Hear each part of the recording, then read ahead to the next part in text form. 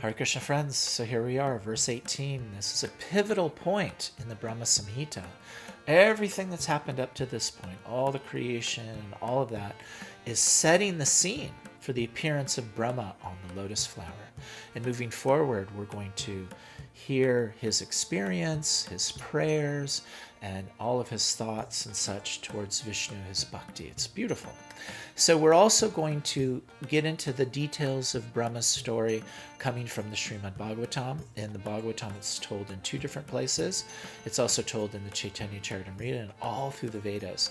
And so this makes Brahma the grandfather, the supreme guru of many, many, many lineages. The lineage that all this information is coming from is the Brahma Madhva Gaudiya Sampradaya, Brahma being the topmost teacher guru of this lineage. So very important point. And we're going to spend our video today just focused on Brahma, his appearance, and this one pivotal verse. Okay, Hare Krishna. Hare Krishna friends, so here we are, verse 18, and this is a very pivotal verse. This is where Brahma appears on the lotus flower. Essentially, everything up to this point has been like a prequel to this story. It sets the stage of what it is that Brahma is waking up to.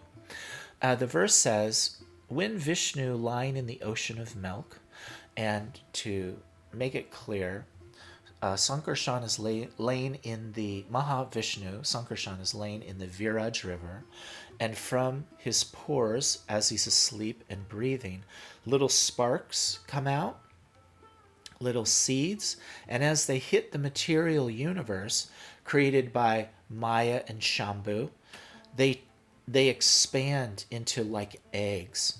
Within the egg, it's half full of water, and Vishnu, same Mahavishnu, appears and is laying in that egg. Here we have some pictures here, like this. Vishnu laying in the ocean. Like here's a good one, the one we used for our guide. And he's asleep. And that water is called the Kajal Ocean, or the ocean of milk. And this Vishnu is sometimes called Kshirodaksha Vishnu, or laying in the ocean of milk. Okay? And then it says, when he wills creation, when it's like, okay, let's do this. A golden lotus springs from his navel. The golden lotus with its stem is the abode of Brahma, representing Brahmaloka or Satyaloka. And so here in this picture we can see this is kind of a cool old picture. Brahma coming from the navel lotus appears on that lotus, and I would say it probably looks a little bit more like this. Brahma can't see anything. It's dark. He can see waters. He doesn't really know what's going on. And now this story is told in many different places, all through the Vedas, Vedic teachings. In the Srimad Bhagavatam, it's told in two different places. In one place, Brahma, after he makes his penance, and then he makes his prayers, which is the Brahma-samhita. Then he creates, and his creation is taking the elements that came from Maya and Shambhu and actually make the bodies, make the sciences, the laws of physics, the sun, the moon, the actual universe that we experience. That's the construction of Brahma. And so one of the things that he does is he's also called a progenitor, and he creates the bodies of the first living entities. In the very first batch, let's say, his first sons, one of them is Narada Muni. And Narada Muni, at some point, looks to his father and says, I don't see anything higher than you. Because they can't see Vishnu. Now, in some places it says that Brahma can see Vishnu, but in this story he cannot. And he says, I don't see anything higher than you. Are you the Supreme Personality of Godhead? Are you God? And Brahma says no, and tells his whole story to his son. And one of the lines is, when I was born from the abdominal lotus flower of the Lord, Mahavishnu, the great person, I had no ingredients for the sacrificial performances except the bodily limbs of the great personality of Godhead. Means he didn't have anything. He just had the lotus and space and nothing else. And so the story is actually told a second time in the Srimad Bhagavatam. And this is, so this one, if you want to look it up, this one is Srimad Bhagavatam, Canto 2, Chapter 5 and 6. This story is Srimad Bhagavatam, Canto 3, Chapter 8. And in this story, Vidura, who is a warrior in the Mahabharata, leaves the castle, the palace, because he was offended by Duryodhana. And he goes to the Himalayas. He's there for a long time, and he meets Maitreya. And Maitreya becomes his guru. Maitreya met with Krishna at the end of Krishna's time here. And Vidura and Maitreya have a long conversation, and at some point, Vidura asks Maitreya, tell me about the creation of the universe. So Maitreya tells this story. It has a little bit more kind of intriguing detail. So I'm going to read a few of these verses. So this is Maitreya telling the story. Into that universal lotus flower, Lord Vishnu personally entered as the supersoul. So again, the lotus grows, and Vishnu enters as the supersoul, means as the all-pervading soul of the universe. And when it was thus impregnated with all the modes of material nature, so all the stuff that Maya and Shiva created that will be used to create the universe, the personality of Vedic wisdom, which is Brahma, who we call the self-born, because he just appeared there. He didn't have a mother and a father. He didn't come from a womb, was generated. The next verse, Brahma, born of the lotus flower, could not see the world, although he was situated on the world. So he was sitting there, he's looking around, he doesn't have any clue what's going on, he sees nothing but just black. He therefore circumambulated all of space, and while moving his eyes in all directions, he achieved 4 heads in terms of the 4 directions. So he's confused. He doesn't know what's going on. He goes out on a tour and goes through all of space trying to figure out what's going on. And because he's looking in all directions, he gets 4 heads for each of the directions. Now, what is Brahma's body like? It's not made of flesh like ours. And we're not going to get into the full details of Brahma, so just take my word for it. Brahma's body is made of intelligence entirely. And so how does that work? How do you have a body of intelligence? And the example that I can give is, at nighttime you dream. And in your dream, you get a body made of the mind and the world made of the mind. I had a dream where I was flying through the sky, and I thought, I'm going to go to India and I'm going to go to Vrindavan. So I flew to Vrindavan and I fell in the Yamuna River, and now I'm floating in the Yamuna River, and a monkey on the shore saw me and went, ah, and then I woke up. So what happened? Where was that body? Did I actually fly? No, my gross body was laying in the bed, but a body of the mind had a whole experience. I actually flew somewhere, I actually went somewhere, all within the mind space. So within the universe, within the elements, intelligence is there, and Brahma is entirely created of intelligence, and from him comes all wisdom and all knowledge. Okay? So he's sitting back on the lotus. He traveled around. He couldn't figure it out. He's looking in all directions. He now has 4 heads. And he thinks, And so then Lord Brahma, situated on that lotus, could not perfectly understand the creation, the lotus or himself. At the end of the millennium, the air of devastation began to move the water and the lotus in great circular waves. And so now some air is moving and the lotus is starting to move, and the water that the lotus is coming from is starting to churn. Okay? This is again Maitreya telling Vidura this story. Lord Brahma, in his ignorance, contemplated, "Who am I that I'm situated on the top of this lotus? Wherefrom has it sprouted? There must be something downward, and that from which this lotus has grown must be within water," because lotuses grow from water. So he's like, I'm going to go down and see where this is coming from, because I already went around and I didn't see anything. I'm looking, I don't see anything. If he looks over, he does not see Vishnu. Some places it says he does, and most places it says he doesn't. Lord Brahma, thus contemplating, entered the water through the channel of the stem of the lotus. But in spite of entering the stem and going nearer to the navel of Vishnu, he could not trace out the root. So he thought, the lotus must be coming from water. I'm going to go check it out. But as he entered through the stem and got closer to the navel, nothing.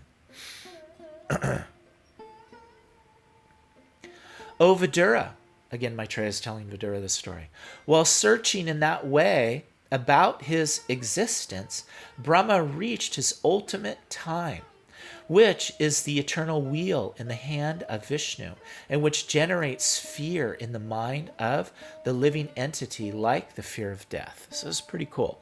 So he goes down the stem, but as the stem gets closer to Vishnu, Vishnu is not subjected to time, but Brahma is. So as he's getting closer to Vishnu, he's coming to the end of time. Well, the end of time for Brahma means death. So as he's getting closer and closer, he's starting to feel and experience death. And it's terrifying. And so he's like, ah! And so he goes back up onto the lotus. Therefore, being unable to achieve the desired destination, he retired from such searching and came back again to the top of the lotus.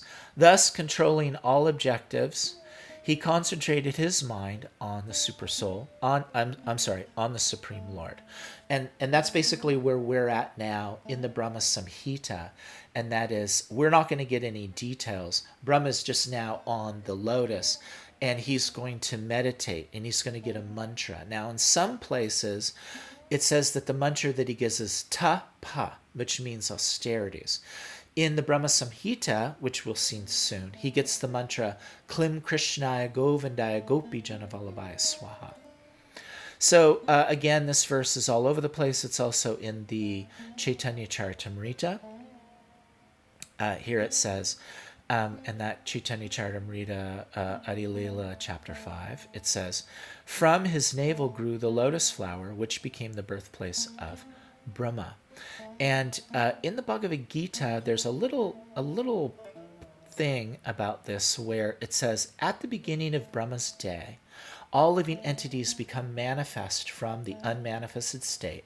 And therefore, when night falls, they all are merged into the unmanifested again. So every day of Brahma, he creates, and everything is then created. And at the end of his day and night, everything goes back. So where do all the souls go?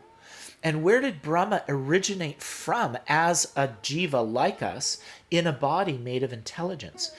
In Vishnu, within Vishnu, all the souls merge into a state of unmanifested nature, like a merged sleep. And then as Brahma creates, all the souls come back into their bodies depending on their karma. And at the end of his day, then they go back. So every day of Brahma, there's a creation. And at the end of Brahma's day, there's a destruction. So what about Brahma himself? Brahma is a jiva. And of all the souls that are in that sleep before the first creation, Brahma is picked out as the top soul. The apex, best, most intelligent, best karma of all souls. Anything higher than Brahma would be in the spiritual world.